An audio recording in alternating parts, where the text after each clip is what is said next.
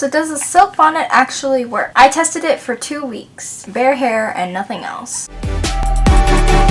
So according to an article that I read by Satva, the claim is that when you wear a silk bonnet when you go to sleep, it actually helps reduce the dryness in your hair. But I was like, it's just a piece of fabric. Does it really do that? They claim that sleeping in a bonnet like a handmaid will give you fabulous hair. All the articles I could find about this claim online were just people who were biased because they were people who were making this product. And it's like, of course you want me to believe that your product makes my hair amazing. Why would I believe you? So I decided to answer the question, does a silk bonnet actually work? Please give this video a like so that it can spread to more people. Subscribe to get your CSA, PSA, couture, style, and analysis. When this channel reaches 1,000 subs, I will be letting the subscribers of my channel pick the video topic of my videos. And this is my way of giving back to you guys. So I'm not sure if silk is the same as satin, but I wouldn't recommend buying satin anyways. Satin is plastic. It may not provide the same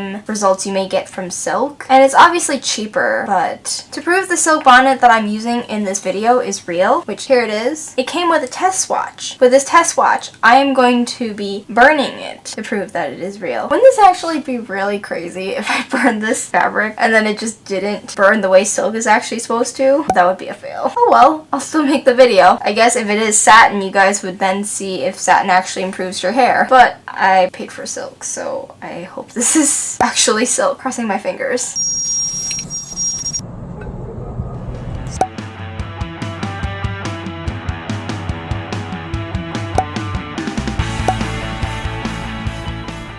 So because satin is plastic, it will burn differently from silk because it melts into a liquid. So if you ever do the art of crafting flowers with satin ribbon called kanzashi, I was obsessed with it for a while. I was really into this Russian YouTuber who was making kanzashi videos. You know that it melts into like a glob like hot glue does, but real silk itself, when you burn it, it turns into ashes because it's a natural fiber. So it's not gonna just melt into a petroleum-based product. Which is why I suspect that when satin or polyester burns, it turns into this melty glob of liquid because it's oil-based. Chemists, leave me down your thoughts down below. Is my hypothesis correct? Because satin is unsustainable as a product that will eventually go to the landfill, I highly think that everyone should be buying silk for this purpose. And I also don't understand why you would want to buy satin anyways, because there are affordable silk bonnet options out there. So let me tell you a little bit about silk and my bonnet. If I'm conducting an experiment, you should know your baseline. So my bonnet is a 6A grade mulberry silk that is 19 mum or mom. I got these specs from the seller. To break it down to you what all that jargon means, 6A is the highest grade that you can get in terms of quality of silk fibers in the fabric. There's grades 3A, 4A, 5A, and 6A. 3A and 4A are the lowest grades with the shortest fibers as well, and they also feel the roughest. It's not the smoothest texture. It's also not as shiny. It's the least shiny for this kind of charmeuse, where it's super glossy on one side and matte on the back. Because silk can actually be made in like many different finishes, not just like the typical glossy kind that you think of. It can be made into chiffon and velvet actually even too. 5A is what you would expect. It's medium grade.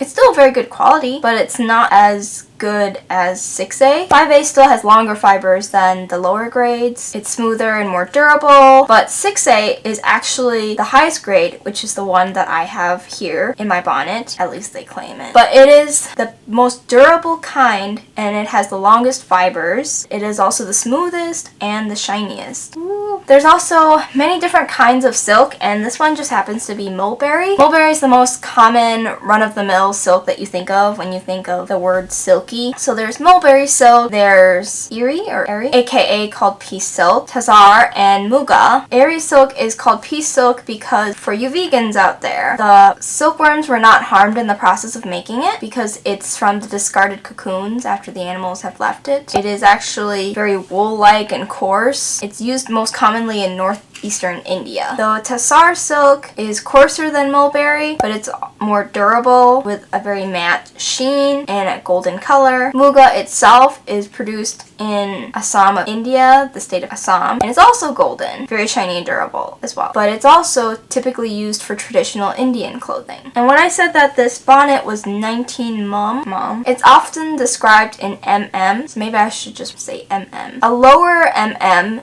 is not as favorable in some cases as a higher mm, but it really depends on what kind of use you're using the silk for, because a lower mm is typically a lot thinner and it's used for more delicate applications like trim. Like for example, 14 and below is only used for trim. You can't make a garment out of it, like the base of a garment. Like you shouldn't be using it for something that needs structure because it's very thin and delicate and it could easily tear or get holes or snag. It's not very durable. So for scarves, it's actually best to use 16 to 18 because it still maintains that lightness and airiness, but it's more durable. With a higher mm, it's more recommended for clothing because it has more structure because, of course, it's a thicker fabric. It's actually recommended to get 21 or 22 mm for designer and other really high quality fabrics because the thicker it is, the higher the mm. Which also, of course, means that the fabric's going to be heavier, but silk is so light and thin anyways that it's not really going to make that much of a difference. The silk I'm talking about here is silkworm silk, and I'm not talking about some other kinds of silk that are not made from silkworms, like for example lotus silk, which is a very rare and dying kind of silk that I hope that we can actually bring more light to and also revitalize the demand for that. So it wouldn't be a hypothesis unless I set out some experiment ground rules. Disclaimer, I'm not a scientist, so I may not be following the proper procedure as to what an experiment should be. I just tried to take a more scientific approach, make sure that what is happening in the experiment results is actually reflecting the results of the silk bonnet itself and not because of some hair products that I was using. Though I'm sure there is like a combination that can be explored with whether or not the silk bonnet works better with hair products or not. And as another disclaimer, these results may vary from your own because I did initially buy a silk bonnet, this bonnet, a week ago to increase the longevity of my hairstyle because I was trying to extend the longevity of my curls and blow effect overnight because I recently got a Dyson Airwrap for Christmas, and based on the advice I was seeing on Reddit, I was using it on and off for a few days, this bonnet, and before that I had a silk scarf that I was using, wrapping my hair on and off with it for a few weeks. My hair has been exposed to silk. I'm not like a virgin who's never experienced silk in my hair before, but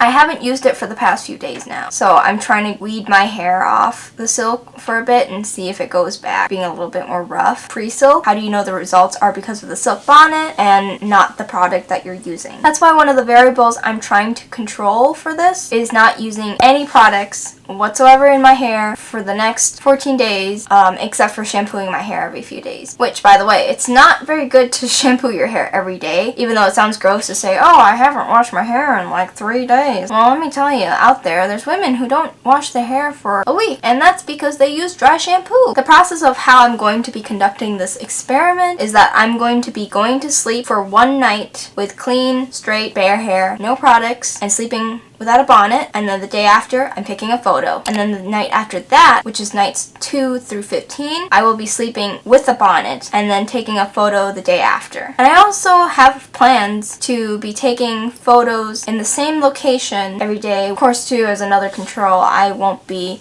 using any different kind of bonnet besides this one. This is the only one I have, so it's going to be the same one every day. I'm not going to be switching to like a silk scarf or anything in the middle of that. As you can see, it's now another day. And so after actually having a chance to review the results a lot more closely from day to day, and I'll be showing that on the screen here, I do not think that there's a super noticeable difference, at least as far as I can tell day to day. I was hoping it would be more dramatic, but I could tell in a more intangible way that you can't see the feel of the hair, and that I noticed that the days after, the hair would often feel a lot softer and smoother and a lot more tame compared to when I'm not sleeping in a bonnet. And I think that's literally just because of the physical effect that your hair is contained in one area, so it's not flopping all over the place on the pillow. And when it is flopping against something, it is a very limited amount of space for it to flop around. And when it does rub against the silk is smooth. It helps calm down the frizziness in the hair. I did notice that after the first few days, the hair did seem to gather back together and smooth out. To be honest, I filmed this over a month ago, and I took these photos over a month ago, so I don't quite remember exactly all the details of what I did when and what over those course of 2 weeks, but it does seem like potentially the hair did clump together a little bit more when it was shampoo day, so that might be the reason too for the hair being a little bit more smooth that day, because there's more natural oils in the hair. What did you guys think of these photos? I could definitely tell that the silk was definitely helping anyways, because the hair was less frizzy due to less movement and friction. So I think the bonnet, my conclusion, Judge Mimi rolls, is that it does work, though I don't know if the silk has that kind of impact on it necessarily because it is silk. I'm sure the texture does for sure help, and especially when I reviewed like the day 0 photos next to the last day photos side by side, you can see there's a noticeable difference in frizziness and smoothness and how the hair is. But I don't know if the same results could also be achieved with satin or not versus silk. But I would still highly advocate that you guys buy silk, because silk is better for the environment. You're not buying something that is going to be unbiodegradable. You're supporting the creation of something that is plastic, as well as something that doesn't really benefit you as well as silk. And natural fibers are generally better quality. Silk also has an amazing, great history. Satin, I feel like, holds less meaning. It's just something cheap you want to throw around. And in some cases, satin isn't as soft as silk either, so that's something to consider. I know that I have a satin skirt when I used to buy fast fashion. I can tell the difference when I wear my satin skirt versus my silk skirt. My name is Mimi, and if you love the videos we do related to couture, style, and analysis, hit the like button and subscribe so that you don't miss the things we do on this channel to get your CSA PSA. Bye!